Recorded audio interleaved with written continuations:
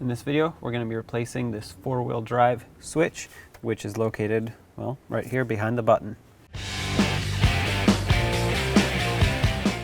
For this procedure, we need to remove this whole trim panel here, and what that entails is using a trim tool. I'm going to start on the passenger side here, try to get this trim tool underneath, just like this, and pry. Try to pop this out, just like this. Now right through here you can see the wires that are attached to this switch, so let's unplug this so we can work on it a little bit easier.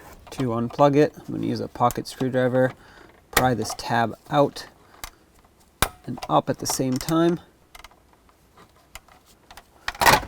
There we go. To remove this switch on the back side, you'll see two 5.5mm screws. Go ahead and remove both. There's one at the top here. Put it somewhere safe. And one right over here. Now I'm going to hold the knob on the other side and pull the switch straight out. There we go. The knob comes off as well. Keep that safe. And here's your switch. Now take your new switch, slide it into position and hold it. Start on the two mounting screws.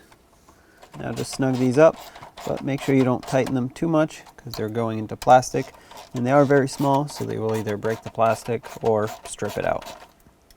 Okay, now line this up and reconnect the electrical connector for the switch.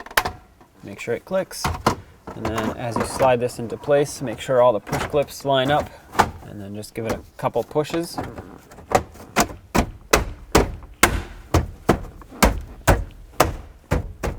There we go. We're missing the knob though, so let's put this back on. There you have it. When only the best will do, demand TRQ.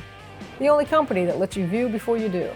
TRQ is committed to offering the highest quality aftermarket auto parts that are engineered for peace of mind. Thanks for using and viewing with TRQ.